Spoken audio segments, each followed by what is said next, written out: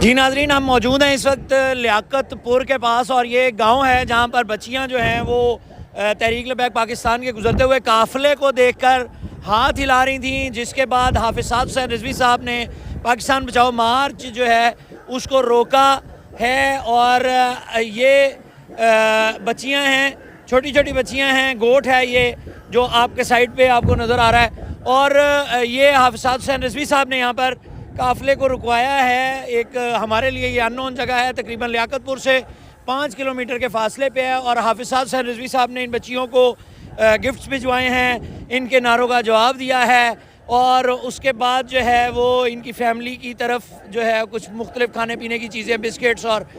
جو ہے وہ کینڈیز وہ بھجوائی ہیں، اور باقاعدہ طور پر حافظ سعد حسین رضوی صاحب نے ان کا جواب دیا۔ یہ آپ دیکھ بھی سکتے ہیں، اسٹیج کے اوپر موجود ہیں، اور بچیاں ابھی بھی خوشی کے ساتھ جو ہے وہ نعرے لگا رہی ہیں حافظ سعد حسین رضوی صاحب کو دیکھ کر، اور